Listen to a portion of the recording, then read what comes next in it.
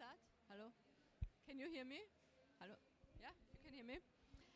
Yeah, it's my pleasure to welcome you today to the event Increased Climate Ambitions Through Voluntary Cooperation under Article 6.2. I'm Alexandra Sötzer, a Global Carbon Technical Advisor and Manager of Carbon Payment for Development, or CPD, with UNDP. In our session today, we will hear from early movers. It's difficult to understand.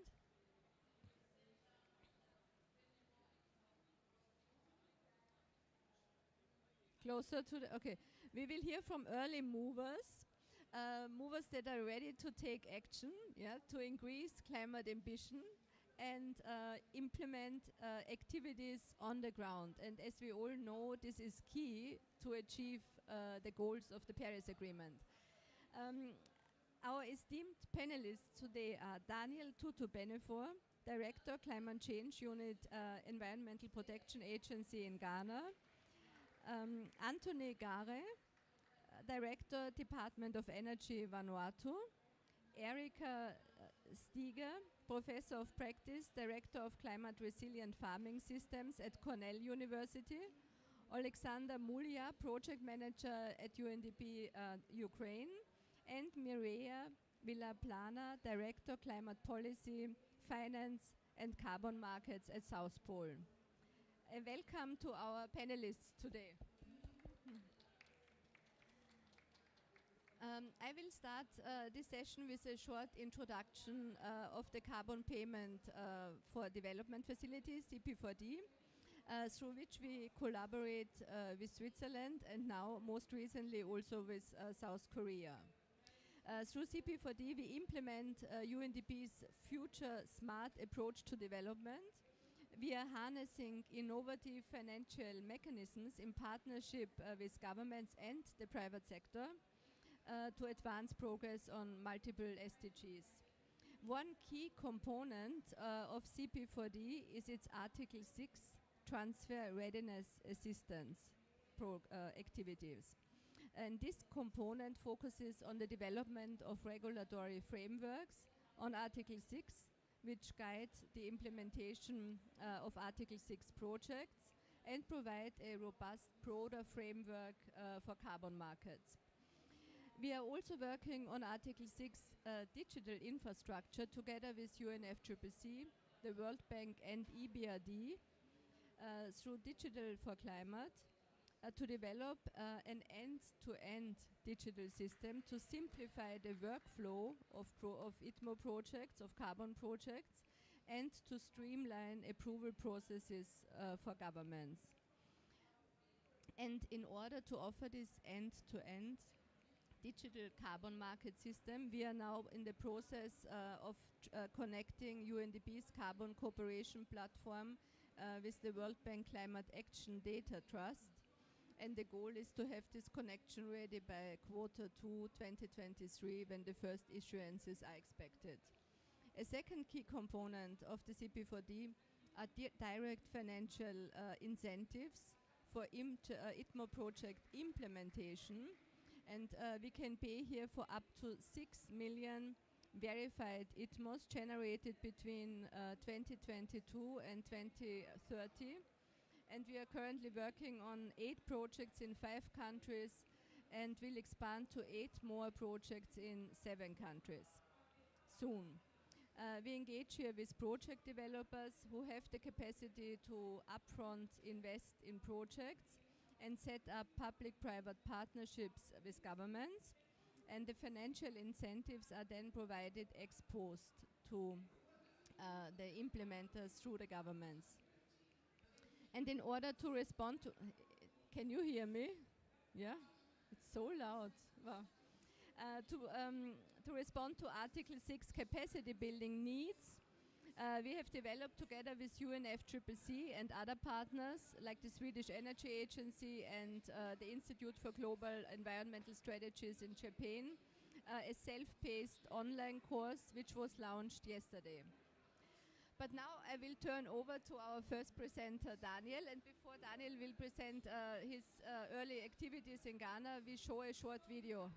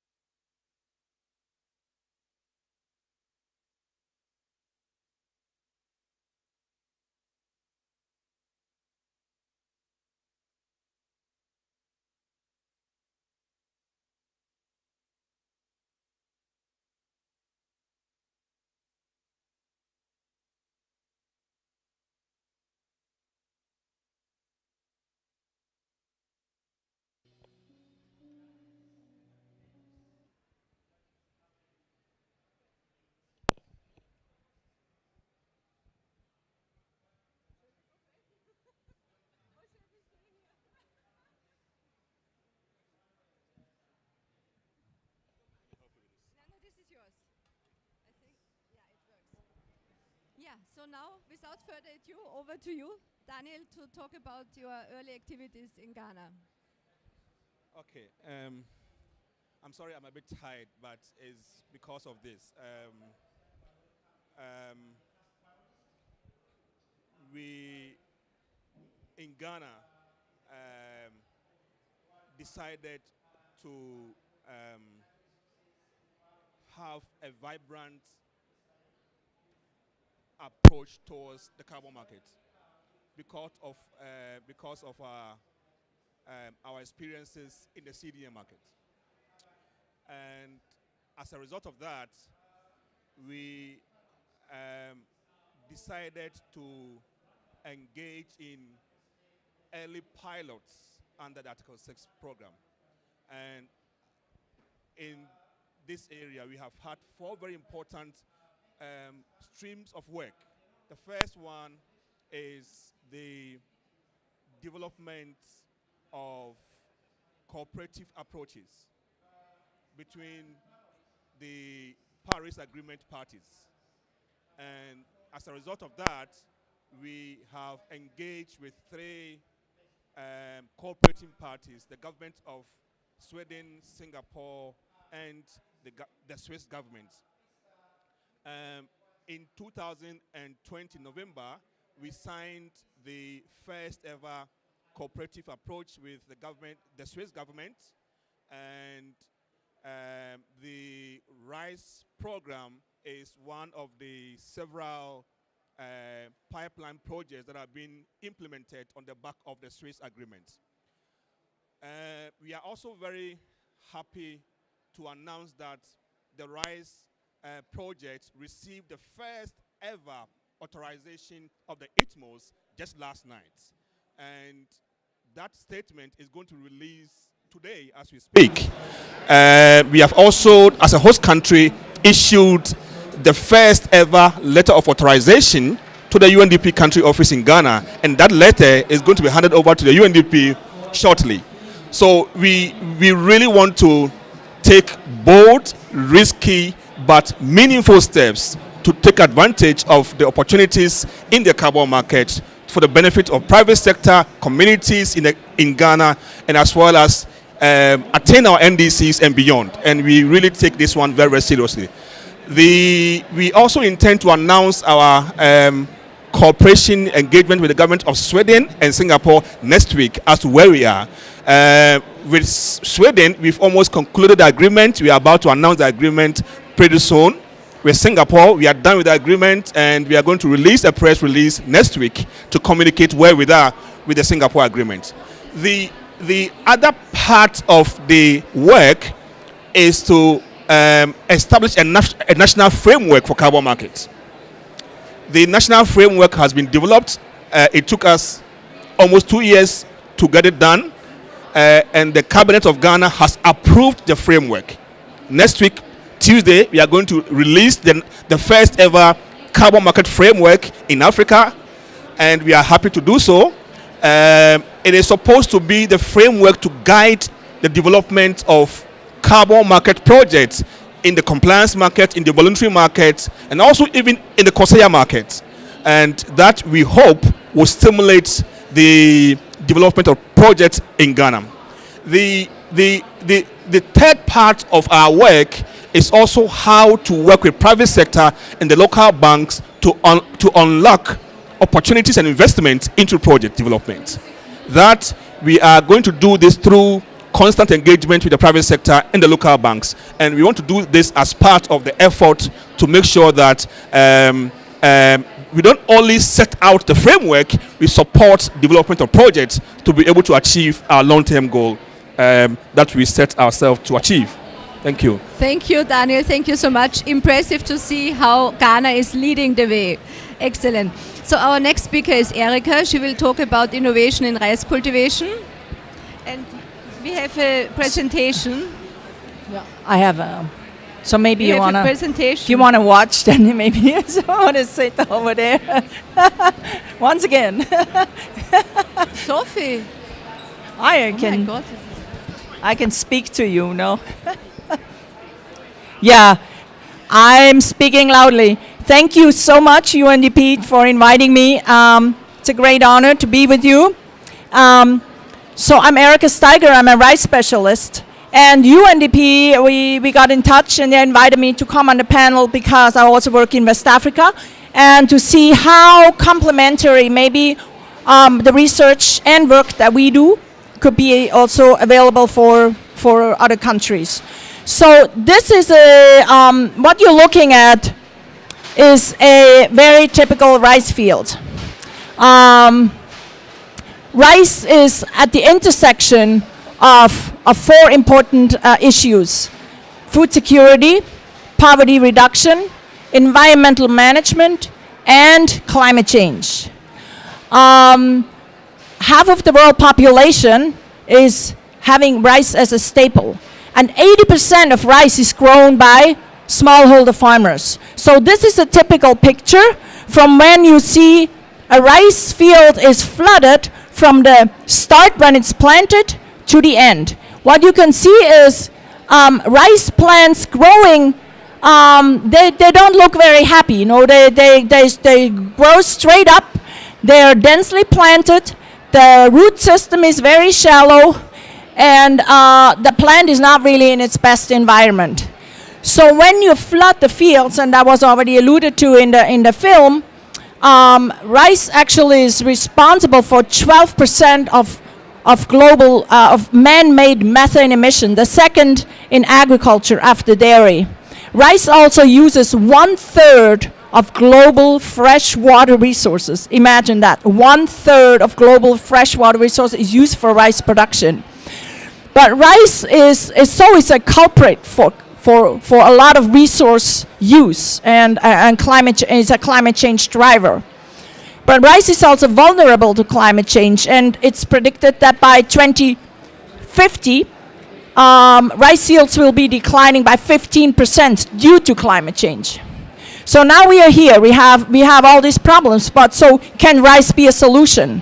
And rice needs to be a solution because it's such an important crop, no? So what would that solution look like? And now we have actually a agriculture solution. Now I can switch to the next. Oh, yeah, here we go. And it's an ecological way of growing rice. It's called the system of rice intensification. And if you see these plants, they're maybe the same age as the other ones. They're much happier. Now they're bushy, their roots grow deep, and they're not planted in water. So the system of rice intensification, as I mentioned, so what makes the difference? No, you can like how come like the plants from before look so different from these plants? What's the difference? So it's all depending on the planting method. No, we can use the same varieties. We do not need more inputs. We actually use less inputs. And it's based on planting principles. And this is very conducive to smallholder farmers who have difficulty in accessing inputs. So it's based on 4 principles. Plant rice when it's very young, widely spaced into a good soil. So we need to regenerate our soils and only irrigate very lightly. So what it does, it puts the rice plant in an environment where it actually really can express its potential. It has the space, the roots can go deep in a good soil. It's aerobic, not anaerobic. And so the plants become very bushy and big and much more productive. And you can see the benefits. They are basically benefits: increased yields, reduced water use, reduced chemical use, reduced seed use. Methane emissions go down, improved net benefit, and improved income. So if you look at the plants again, that's just what I wanted to emphasize here is maybe the lower part. When you see when a root is not flooded, because roots need to breathe as well, and they die and they stay superficial when they are flooded. So actually when you're in a non-flooded environment, the roots can really grow deep and be productive. So if you have deep root growth, then the plant can be, the nutrition can go into the grain, and the grain filling will be prolonged and much better. So you have increased yields. And the other part is that plants get stronger. Even the tillers are thicker. There's more silica that the plants take up. And if you look on the upper right, when you have a drought, like what you see in India on the upper right, because we have deep roots, the plants can much better survive the drought. There have been like rainstorms or big storms. The plants, because they are strong, they stay upright. Actually, this method has also been applied to other crops, like wheat. So maybe this would be interesting for Ukrainian delegation, as it just puts the plants now in the right environment to really express its potential. And so we have to think. Farmers then think, hey, wait a minute. Do I plant my crops actually the way they should be planted? And so there's a lot of innovation because it comes back to the farmers and the farmer decision making. So where does it leave? We actually at Cornell, we have a lot of experience. I myself for 20 years on the system. We've reached like 62 countries right now. I'm personally involved mostly in West Africa. For the past 15 years, I'm working on the system in West Africa. We had a World Bank funded project 2014 to 2016. I helped design and implement. Ghana was part of it. So there's a lot of capacity that we have built up. There were over 1,000 sites, and we reached 50,000 farmers across the region. Now, there's a new project funded through the Adaptation Fund, implemented by OSS, the Sahara and Sahel Observatory, and will start next January, and also Ghana is part of it. So I think what that means also is there's this community of practice, there's technical expertise, and we're going to strengthen that through our project, through that regional project. And then maybe the second interesting part that we could offer to the project is that right now we're developing a new model where we actually, when we train farmers, we would actually be able to monitor the reduced water that farmers have through satellite images. And if we can monitor through satellite images, we can calculate the methane reductions, and through that then organize the carbon credits. And so it's much more transparent, and it's immediate. So it's basically an improved way of measuring the methane gas reductions. And so I think this is in progress. We are running our first pilots, and we'll be happy to discuss this also with your project. Maybe we can run another pilot if that is possible. So I thank you for the time, and yeah, we'll look forward to continued discussion. Yeah, thank you so much, Erika. Very interesting, and I'm also excited that you will be part or involved in the implementation of the ITMO project through your technical advisory role in the RECOVAS project. So there will be clearly synergies, and it's also encouraging to see that carbon finance can stimulate innovation and transformative change. Yeah, so I think this was really interesting to hear. Thank you. Now we turn to our...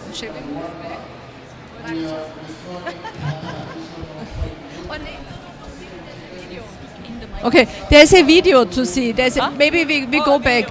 Okay, can you hear me now? Yeah. Okay, so this is so disgusting. Everybody is touching it. Huh? Okay, our next... Before we turn to Anthony, we will see a short video about an energy access project in Vanuatu, which is embedded in the National Green Energy Fund to accelerate the implementation of the Energy Fund.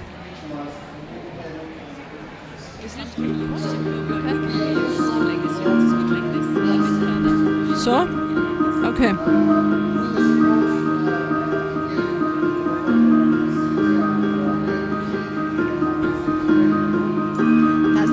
There is a presentation.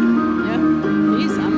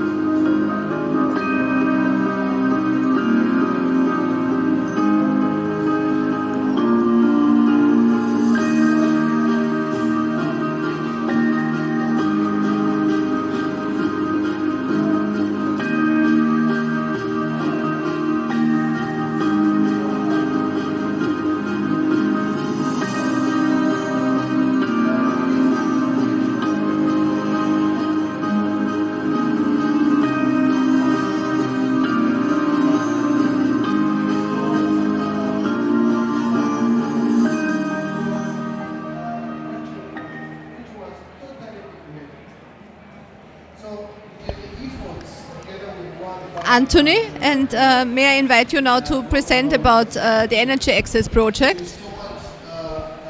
We have your presentation.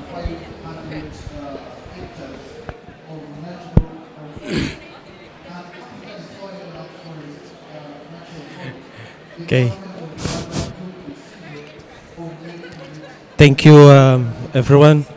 Firstly, thank you, UNDP, for the invite for Vanuatu to share its experience today, and especially talk about a little bit on our engagement with the Swiss government to promote Article 6.2. Like Ghana, Vanuatu as well has been fortunate to have this partnership with the Swiss government. As an outcome of COP26 last year, we managed to sign off on a bilateral agreement with the Swiss government. I think for Ghana being more in the agriculture space, for Vanuatu, the bilateral is to really focus on the energy sector and commencing with the Energy Access Project.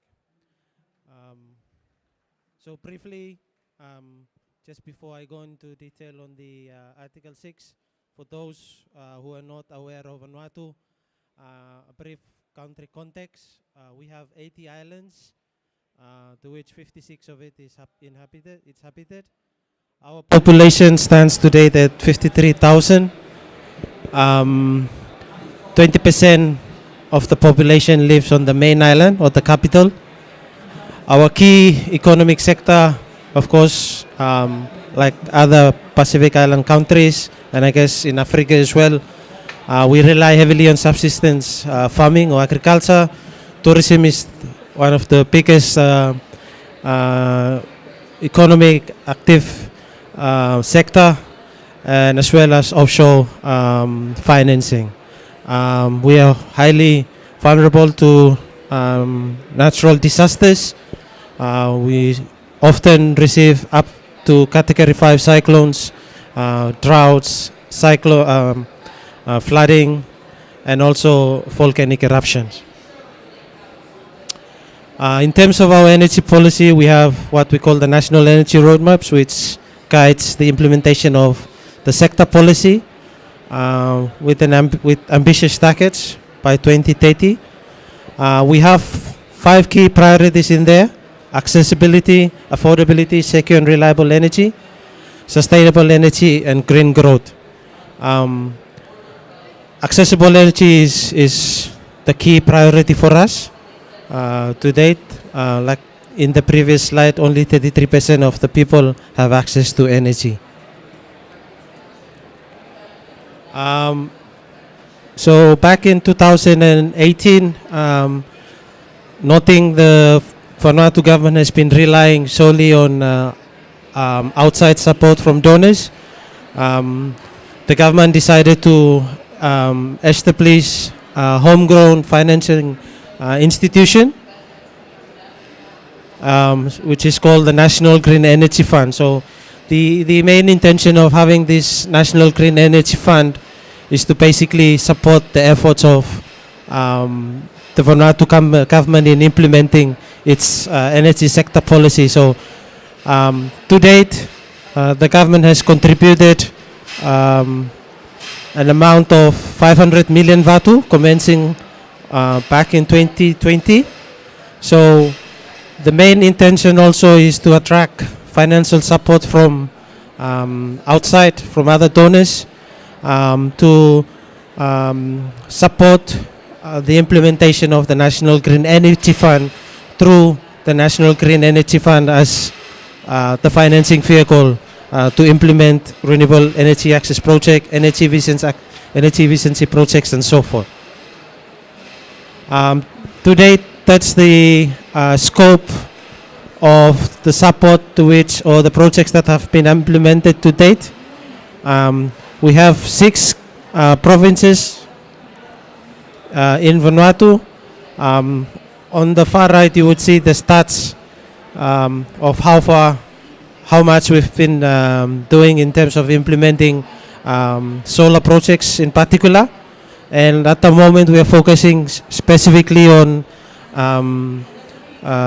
public institutions, education sector, tourism, cooperative, and another public institution where it fits well under the fund, because the fund is more or less has different products, but it's a revolving fund. So the NGF or the National Green Energy Fund tend to loan out funds to the public institution with a 6% interest rate. So it can be paid over a period of 3 or 5 years depending on their financing capacity. Again, like I mentioned earlier, this is just a summary, an update on where, how far we've come in terms of implementing the energy access projects through the public institutions. In terms of the Article 6 project,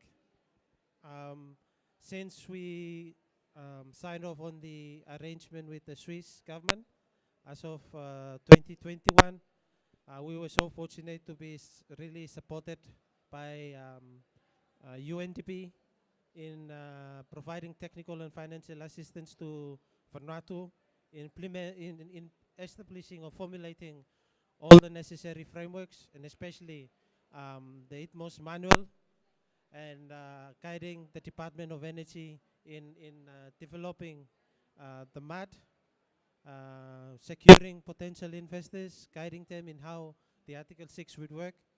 So this is, to date, we've managed to sign off on a letter of authorization for the energy access project, and we are ready to kickstart energy access project.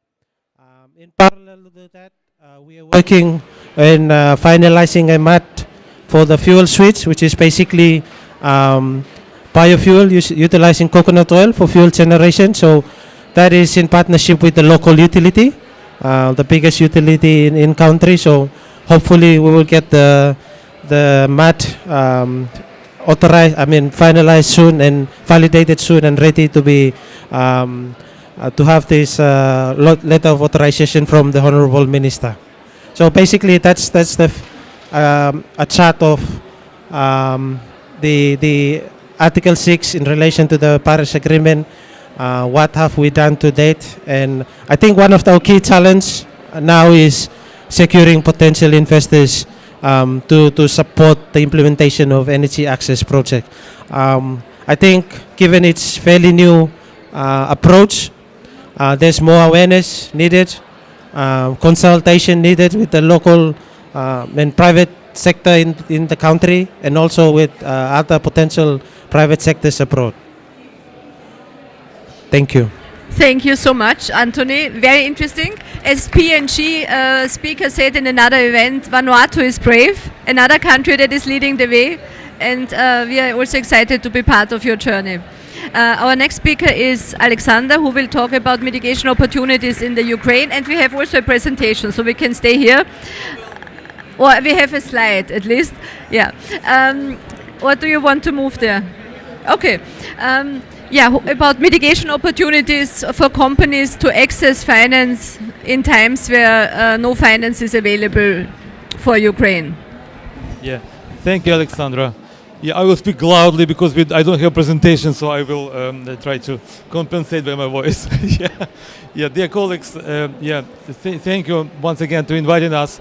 Ukraine, in July 7th, Ukraine signed an agreement with Switzerland to implement these climate projects under Article 6, and we are happy to try to help Ukrainian government. I mean UNDP Ukraine, because just recently the government of Ukraine confirmed that they would like involve UNDP to help implement those projects. So we are at very initial stage on this, but at the same time, currently we are doing gap analysis together with Alexandra to see what should be done, what should be added, how we can help. That's important, and we are waiting for these results of this gap analysis very soon. Number one. Secondly, meanwhile, also we are consulting with private sector in Ukraine to implement this, and particularly focusing also on agriculture. In agriculture in Ukraine is very strong, as you know, and we decided to find a champion among many companies. So we focused firstly on a big company to be like a good example to follow for the others. And we began partnering with Astarta Agro Holding. It's a big vertically integrated company which has above 200,000 hectares of land of operations, and they also have 22,000 cattle, dairy cattle in a list of farms. Actually, they are not concentrated in one place. As Erika mentioned, dairy is number one in agriculture in terms of emission, so that's good to consider. Actually, we consider several methodologies, not only in livestock, but in livestock we are considered etheric fermentation, methane. In crop production, also inoculant application instead of chemical fertilizers. But still, we are focusing to livestock and to methane. It seems to be most promising to have an impact. And also we engaged also a consultant to help us work with Astarta to identify whether the project could be viable and impactful. I think there are some like challenges of issue also in Ukraine, because many companies, they try to do not many but some leading, like even Astarta, try to do their own emission calculations, and it seems to be there are different methodologies. Not all of them could be applicable. For example, even for voluntary markets, for Article 6, and it seems it should be really good, verified and tested at the beginning, and to be clear whether we can move forward or not with those methodologies and those companies. But the main thing is that the company is huge. They initiated many things on their own. They do emission calculations. Now we are trying to evaluate and understand whether their work can be applicable to move forward with our initiative, with our project. And we hope that in 2023 we will have a big step forward. Of course, we have different other companies, like even organic companies, they would like to join to our initiative. We'll see. We began with one champion, and we'll see how to proceed most further. So that's it. Thank you very much. Yeah, thank you, Alexander.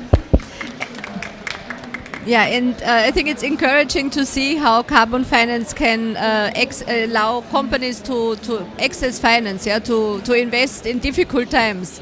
So right. It's very encouraging to see. So our last speaker is Mireia. She will talk about her experience on Article 6, also another first mover, but from a private sector perspective. Yeah. Over to you, Mireia. Thank you, Alexandra, and thank you, UNDP, for the invitation, and good morning, everyone. My name is Mireia, and I work at South Pole, but I probably want to say before that it's very inspiring to hear what Ghana, Vanuatu, and Ukraine are really doing on that front, on the voluntary cooperative approaches, together with Switzerland. So that's fantastic to hear already.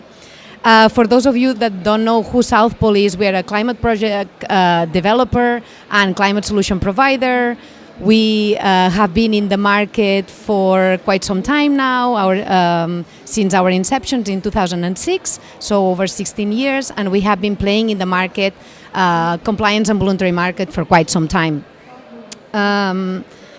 We have been also early movers when it comes from the private sector on exploring how to support countries on the cooperation of Article 6.2, cooperative approaches, and we have been gaining a lot of knowledge as well on what countries need, on that gap analysis that Alexander was mentioning as well. So that helps us also understand where they are, where the countries are, what they need, and how we can really help them better, just to put the frameworks in place to use that mechanism that the Paris Agreement just provide, and that thankfully was approved in Glasgow in the last COP as well.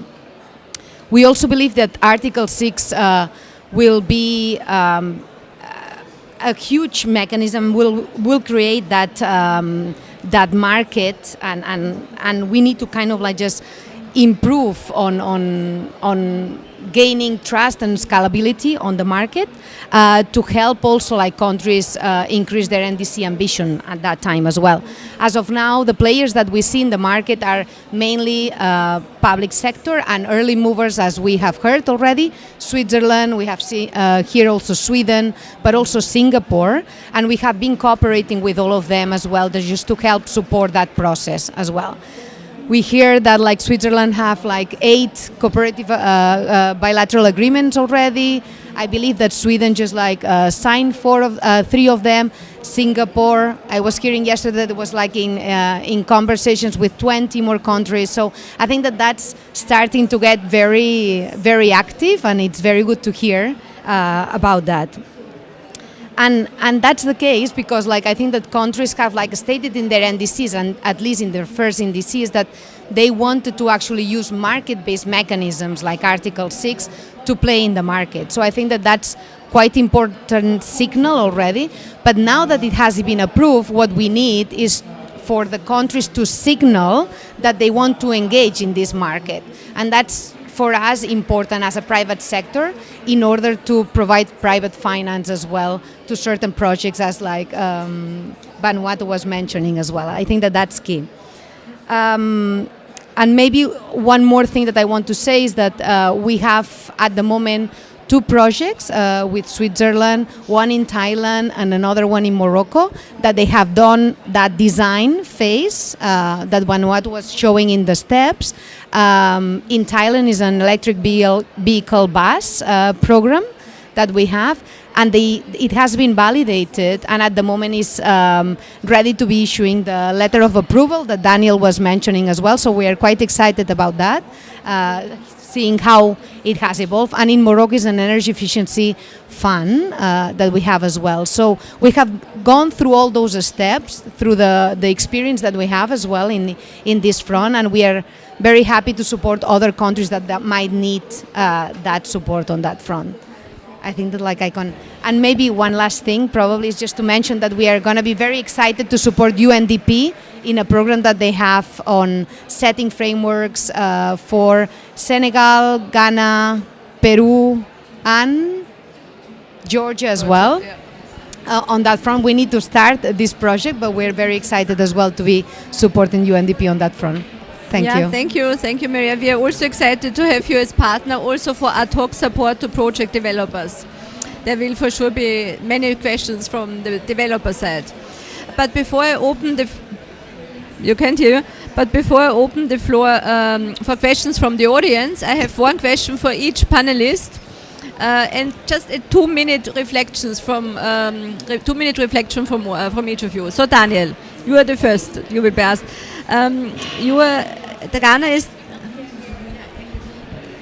Ghana is the first developing country with a fully operational Article 6 framework. What is driving Ghana's ambition?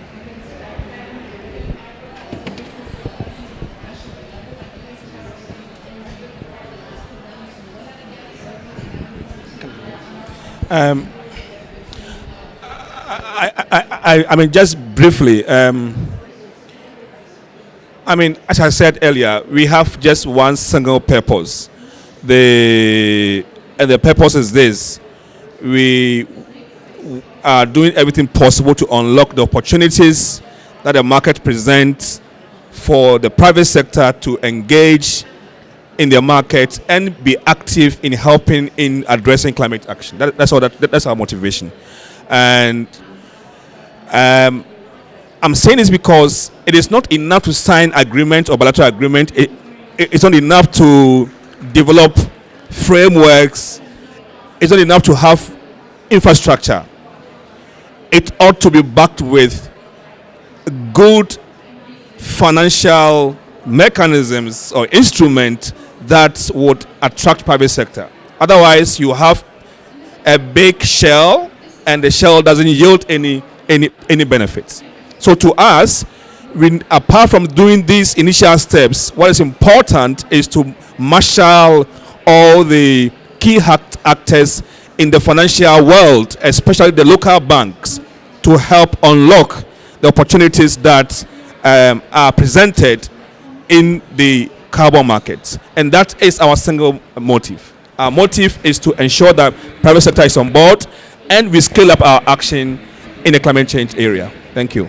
Excellent, thank you. So Erika, you are managing a large-scale adaptation project that focuses on improved agricultural practices in times where holistic approaches are needed. How does your adaptation project, the RECOVAS project, that you support as technical advisor, has the potential to build synergies with climate change mitigation? So adaptation and mitigation, how can we push that together? Yeah, I think in agriculture, as long as we, the conventional way, the input-based agriculture, we have a lot of problems because which kind of has all these contradictions, because mitigation and adaptation. But when you go into regenerative agriculture, where you actually start building soils up again, and build a healthy agriculture where you create a healthy system of soil microbes for plants, etc. You get into these win-win situations, because if we start with sequestering soil carbon, we also create a healthier soil environment. Our crops will be healthier, because input-based agriculture has been actually driving soil degradation. But we can't really move forward with degrading soils. We need to build back soils. So that, I think, is a very important entry point. And as you enter that journey of rebuilding soils, bringing back diversity, you basically have a win-win. As I presented with the SRI, we can we could create healthy plants, rebuild our soils. At that point, we can reduce emissions. I mean, less fertilizer means less production of fertilizer, less transport of fertilizer, less poisoning of our environment. So we can. These aspects haven't even put into calculation. But again, we can reduce methane by reducing the water. We can increase soil carbon, and so I think it's a win-win. As we enter a different path, if we enter a different path of agriculture, we can create this win-win. I mean, it goes one with the other. It's not a problem. Great, thank you, Erika. So Anthony, now to you. You talked about the National Green Energy Fund and how government-supported infrastructure can support the implementation of the Energy Access Project. But how can carbon finance now help to accelerate the implementation of the National Clean Energy Fund? Thank you. So, like I mentioned earlier on, the National Green Energy Fund is a revolving fund, which its core focus is to promote or support the implementation of energy access projects and energy efficiency project in Vanuatu. But I think for Vanuatu, to date we are heavily relying on donor support, but not much on the private sector. So for the last 5 years, Vanuatu has been working on establishing necessary conducive environment that would attract private sector into the financing mix. Therefore, tapping into carbon financing through the Swiss that we've just signed up with, it will help stimulate the increasing delivery or implementation of the energy access project by way of promoting private sector in fast-tracking the implementation of energy access project, but guided through the energy National Green Energy Fund. Thank you. Yeah, this is better, I think, right? Can you hear me? Yeah. Okay, so Alexander, you spoke about Astata, the ambitious company Astata. How can their ambition help them to not only stay in business during these difficult times, but even recover faster? Yeah, thank you, Alexandra. Yeah, I think energy safety for Ukraine for current time is becoming very important thing because of all those what is happening now, and that's that's a big motivation also for agro businesses now to look at biofuel production for energy saving for their actual new their new business models when they can rely more on their energy as well. That's one thing. And secondly, what I like Daniel actually comments from Ghana that these financial models to attract finance, it also drives a lot, including a startup company, to find new models, to find to build around emission reduction in new financial models. And so, it's actually, I think that empowers such companies as a starter to look for this look for this subject very closely, because they are public company, they have ESG rating, they pay attention to sustainable development, and they invest a lot in that. They actually they have to invest to be sustainable company and to be positioned as a leader in terms of that. And so I think they also count money very closely. There is always not enough money for new projects, but they really realize what is important now. And they think that green finance, sustainable finance, is the main factor for them to move forward. And that's why we want to partner them, because many other companies they are not yet so much aware of all those potential, all those perspectives, unfortunately. And maybe that's another subject, but for Ukraine, there's a huge public awareness campaign is needed to involve and engage more other actors, but it's still way forward. That's why we began with the most advanced company here. Thank you. Thank you, Alexander.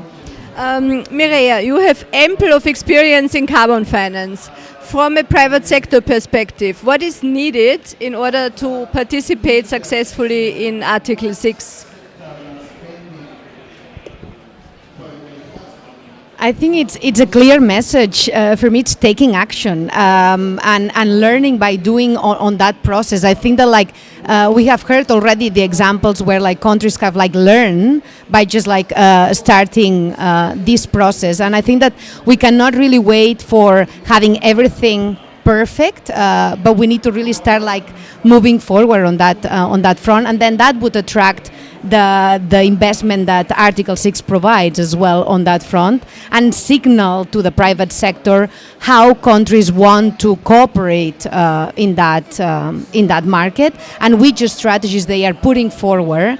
So this way we understand better where we could really probably channel that investment in their countries and help them raise that ambition that it's very much needed for everyone just to keep temperatures under 1.5 degrees. So I think that that's vital and would be that clear message.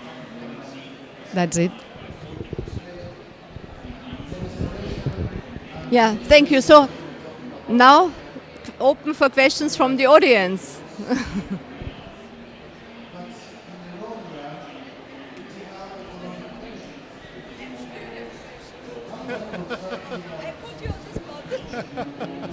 Okay. Good. Hi. I so far have little question, but just to applaud to what you all achieved in this journey, I would say. So this is really the start of maybe what will become a vibrant market in Ghana, and I do believe this is also part of the intention of Ghana to use the sweet spot of the moment to become maybe the carbon hub within the region, maybe within more than the region, because continuous push towards more demand from within the UNFCCC framework for units with corresponding adjustments, we heard it, is emerging, and Ghana will be ready.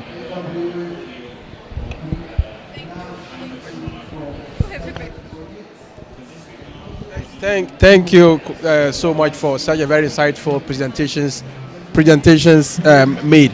But I have 3 questions that I really want to hear from the panel, and one probably goes to you. Whether or not, what do you think probably the greatest fear of the farmers to adopt the kind of technology that you indicated, and probably also to hear from you what are the biggest fears of the private sector in the engagement of the carbon market and Article 6 in general you know of, and what steps can we as countries be able to take in order to address those issues, if you can help us address that. Thank you. What's the fear to adopt? Yes, exactly. What the fear of to adopt? You know, I think it depends on the approach that you're taking, and we are basically taking an approach. Wherever I work with farmers, and I've been working many countries with farmers, is work on a small scale, do comparisons, and have a discussion around it. Let's say, have a volunteer of a farmer come forward and say, hey, you want to try a new method? Let's plant it this way, and then let's plant your way, and then we have a discussion. So there's basically put the farmer in the driver's seat from the beginning. You know, so I'm not imposing anything. And so that becomes like a learning environment. There's no fear that, you know, like if farmers don't like it, they don't have to participate. So and do it at the level where they can participate, you know, and you have that discussion with them. How much do you want to participate?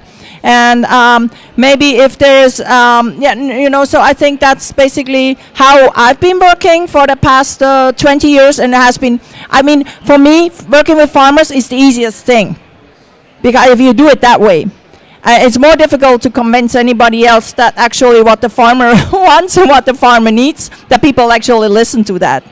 So it depends on the approach. But if you come in and say, well, do it this way, I'm the person, I know because I'm the expert and you don't, maybe the farmer will always say, yeah, I'll try it, because they never refuse, but then it will not stick. And after 3 years, you know, they move back to whatever they have been doing, and they have been friendly to you, but it hasn't really helped them. So it depends on the approach. So from the start.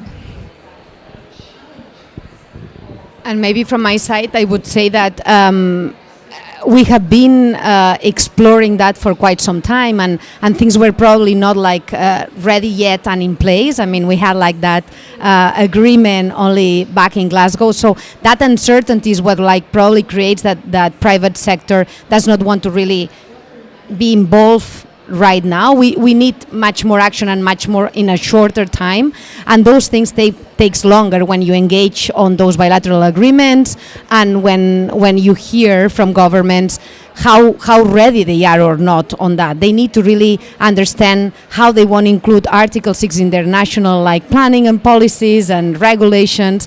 They need to have infrastructure in place as well in order just to have that cooperation up and running. So all that takes time. I mean, we believe that that's the way to go, and I have said that this is a huge market. It can be quite big, but the barriers are those ones as well. Not having things in place that creates the environment for us to invest right away and scale that up as it's needed.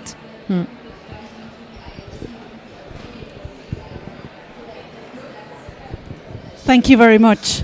Well, it was just mentioned we have Glasgow only for 1 year, and it sometimes feels like we are on a journey in complete darkness, and everybody is searching for a way or the way. At least we have now a little bit of moonlight from Glasgow, but because it's new and it's difficult for all of us, I would like to ask the panelists.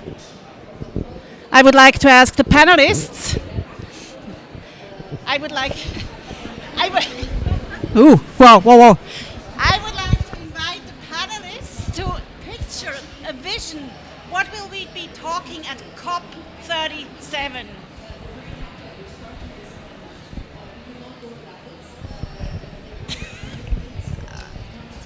I will go ahead by saying that I hope that by COP37 things are up and running, and most of like the countries have like cooperative approaches already.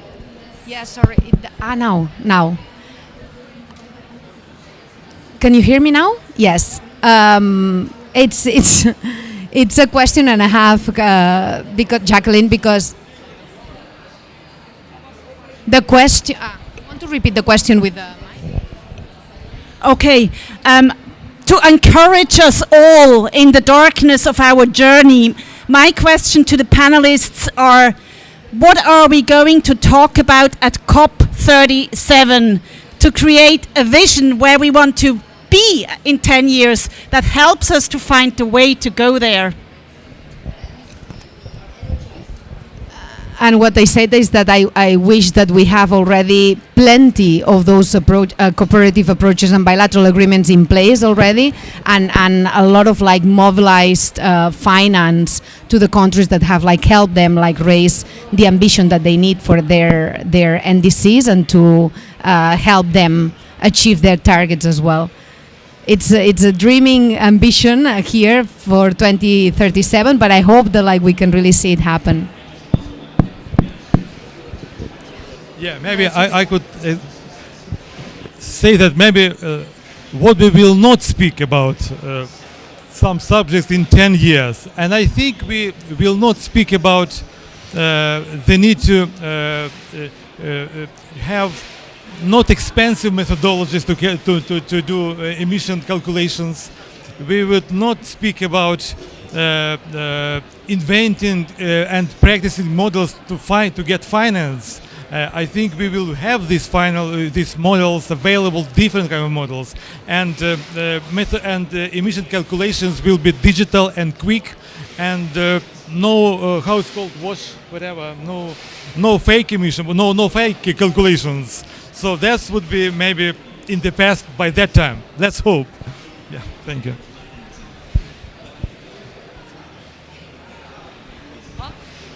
More, or shall we answer? Huh? Do we want to answer?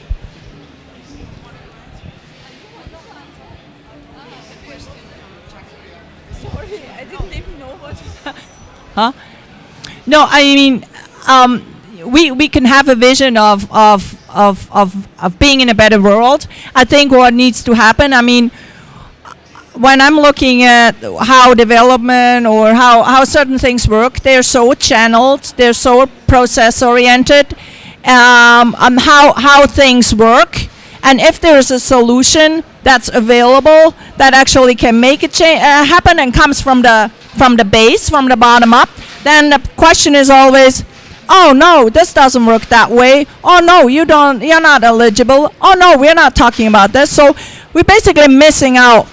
Because of the processes that are in place, we're missing out on solving the problem a lot. I mean, I think if we were able to be more flexible, actually just sit down and really think things through and discuss things through on how we're going to put these solutions in place, instead of, oh, I have to talk to this person, and I cannot talk to that person, and our process goes this way and that way, then we never. That's my biggest fear. Then we won't have any big progress. But we can make progress if we just sit together and work out the solution. The solutions are there, but they're not implemented because the system doesn't work around it to make them being implemented. Yeah, I think just to add on, like my other colleagues, I think COP is quite a hectic process. We can sit here for the whole 3 weeks, next year the same thing, but I think we should put aside these hectic processes. Now take the driver's seat and keep the momentum going, even though there may be challenges ahead, but I think there needs to be a handshake in all things, like for the technical, financial, and the technology. Once we have that, then the future is bright for everyone. Thank you. The next 10 years, no more talking, deliver action. I think this is better. Yeah, okay. Yeah, can I just quickly also say something to what is happening in 10? You cannot hear me, you can, yeah, now it works. Okay, so I don't think that is an issue of frameworks, of processes, of methodologies. The real issue is the lack of the decision of governments to really move ahead and implement. If a government is ready to go ahead, and this is what we can see with the early movers, with Ghana, with Vanuatu, with another handful of countries that is politically ready to move, then projects will go ahead and will be implemented. And the situation will be very similar to the CDM. In the CDM, we had maybe 4 or 5 countries that succeeded because they found a way to participate, and they wanted to participate and wanted to scale up. And the same will happen in Article 6. It will be different countries this time, but there will be a handful of countries that will be successful, and the rest will look back probably and say missed opportunity again, and then we will change the system again and all over again. Yeah, but anyway, I think it's just the will.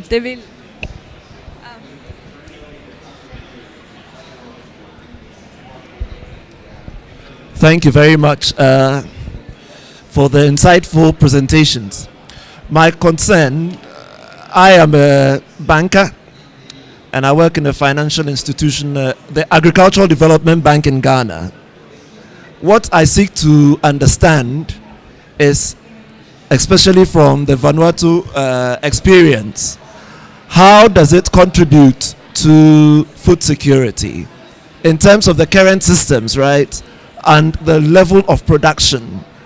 How are the processes that you are now adopting and the technology that has been introduced, comparing that in the flooded area and the drier place? How is that also helping to improve upon yields and therefore contribute to meeting the food needs of the people? And in terms of costs, cost of finance, how better is it to what it is now? Does it come with any further requirements that makes it more expensive in accessing than it is with the traditional sources of financing today? The second one is in terms of currency risk. How is that to be catered for? Right? Yes, so if those could be addressed, I'd be grateful. Thank you. Okay. Sorry. So I just want to ask a question to Our Lady, right? I was very impressed with the presentation you made. And for Ghana, we've tried to do an initial consultation with the farmers that we will be working on with the rice project, right? And their major concern has to do with yields. Okay, as we are trying to transition them from the processes they are using now to the alternative wetting and drying technology, their concern is how is this going to impact their yield? From your presentation, I saw that you gave a figure between 20 to 50% as improvement in yield. Was there any situation where you had the reverse, right? The reverse. And what were some of the approaches that you employed to ensure that they are able to move from reducing yield to improve yield? Yeah. What's the question? How it contributes to food security, I think. What's the question, right? Energy access and the national green energy plan. So if I understand your question right, is it how does the energy access project contributes to food security, if I'm correct? Yeah, so I think for Vanuatu, the productive sector is one of the key priority for us. So, but the challenge for us is to do with reliable energy. When you look at trying to increase production and value added in terms of the agricultural crops, that always is a challenge. So, by beefing up or having in place reliable energy access projects, that is where you would farmers and not only farmers but the agro processors would have this benefit of tapping into reliable energy sources to further provide to increase productions of the food. Thank you. I mean, the currency risk issue, I mean, all of these things are supposed to be indexed in dollars. I mean, so presumably the risk of forest depreciation will not affect the overall investment outlay. The fear is also that if you have the Ghanaian banks providing their own funding, how then do we protect the impact of currency depreciation on the investment? I'm sure that you are better placed to find a solution than I do. But I think that, I mean, in all of this, it will depend on innovation from the banks in terms of the design of the financial models. And that is the best I can say. Yeah. So yes, thank you for your question. And the first objective is to improve yields. Now, how do you improve yields in an African environment? And we know that the use of fertilizers that farmers got used to, but then they see, oh, I can put more and more and more fertilizer and my yields get less and less and less. And then suddenly my soils get hard, my soil is degraded. So I'm just saying, like, only using fertilizer is not what brings you to sustaining your yield increase. So we need to like rethink things. So first we need to start with the soil, no? So when you bring up your soil, then your plants can become productive. Then you may add fertilizer. But now for the rice system, and I think because what happened when you only take away irrigation, you're in an irrigation scheme, and that's why I've shown my first picture. How is rice planted? It's planted in water, very dense with old seedlings. So what it is, there's a competition between the plants. They're very densely planted old seedlings, so you have a very shallow root system. Now, if you plant it the way farmers always plant it, and you take away the water, yeah, what happens? The roots, they're not functioning, they're superficial, maybe the water level goes a little below, and here, hello, now we have a drought condition and the yields remain the same or they go down. And this is what happens if you just take away irrigation. But if you actually use the aerated soil and you take young seedlings that have the potential to grow, you improve your soils, so you have actually a fertile soil, and you increase the spacing. Now we have the plants have room to grow the roots. So it's just kind of like thinking about how does the plant develop under the practices that I'm implementing, and really looking at that, looking at the roots, and then you realize that, oh, I only have to add, it's not difficult. We only have to like add the other practices with reducing water to actually increase yields, because then the plants are much happier with less water, because as we were hearing, they don't like to be flooded. Rice plants do not like to be flooded. They tolerate to be flooded. They need to pump oxygen into the roots to survive. But the roots are not thriving on the flooding. So, but we need to put add the other practices, which are not difficult for the farmers, so they can combine that. And we have trained we have trained thousands of farmers, and then they understand it, and then that's it. You know, you're basically you increase yields and you use less inputs.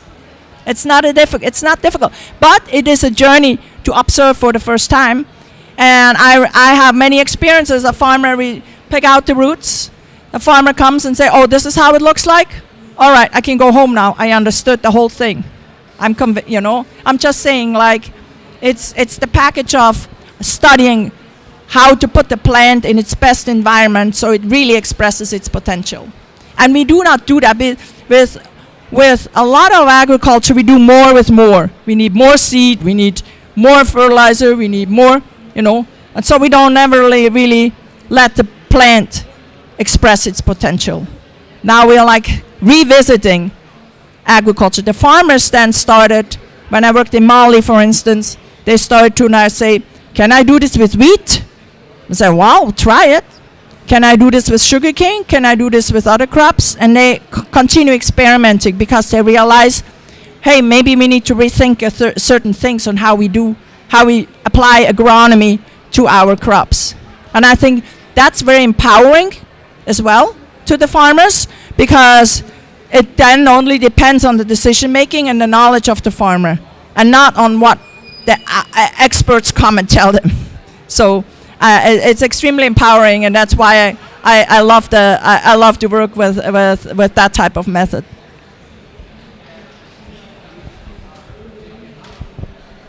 Excellent. So no more questions. Do you have? We have 5 minutes. Yeah. Thank you. Quick one. Regarding, I mean, Africa or the region has been quite underserved in the CDM times. No experience with the CDM now. In Ghana we have the framework, we have training courses, but still the question is also from my experience, will the local investors and entrepreneurs pick up? Because of course international organizations like South Pole are there to structure carbon finance, but ultimately there needs to be like the business case on site. And do you see there a need for changing a mindset? Because our experience is that the region is more used to upfront finance transactions.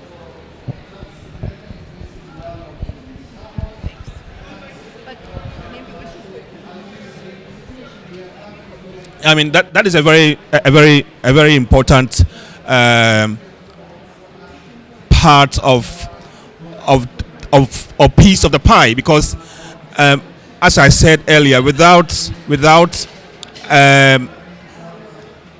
private sector interests, all of this would not realize the goal, and therefore we need to really reorient the minds of the local business owners to also begin to appreciate the opportunities. But I think that some of the skepticism is also due to their experiences in the CDM market, which unfortunately also left a very sorry experiences that they had in terms of cost of transactions, in terms of the local banks not actively involved in the financing of the project, and also in terms of the bureaucratic nature of the CDM process. So that said, what we intend to do really is to focus on working with associations and the local banks to see how we can turbocharge the interests of the local businesses to see the importance, and also very importantly go over the risk, because I think it's also the risk of not taking action that is the point. So we really want to complement all the nice things about the framework with the whole idea of working with associations and help to kickstart the pipeline. Yeah.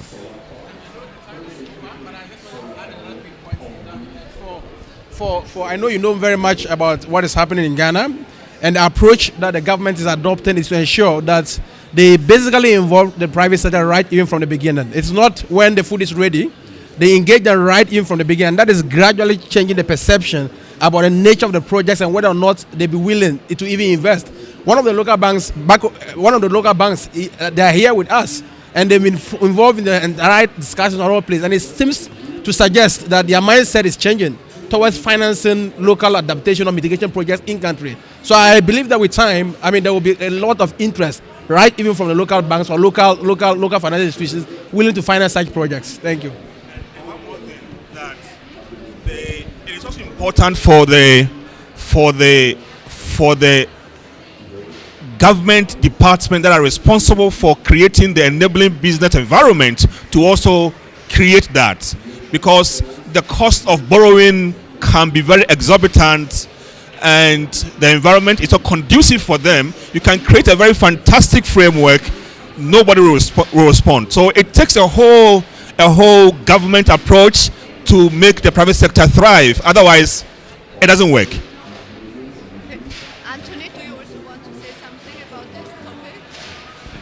Yeah, I think just to add on from my colleague, we have similar cases like Ghana. For Vanuatu being a small economy, I think the risk is very high for the private sector to participate in such an activity. So having the right modality in place, the necessary or conducive environment, frameworks, manuals would allow, would give them the comfort so that they can invest in those energy access projects. So only by having this right modality in place, that is where we could guarantee the implementation of this carbon financing to be successful.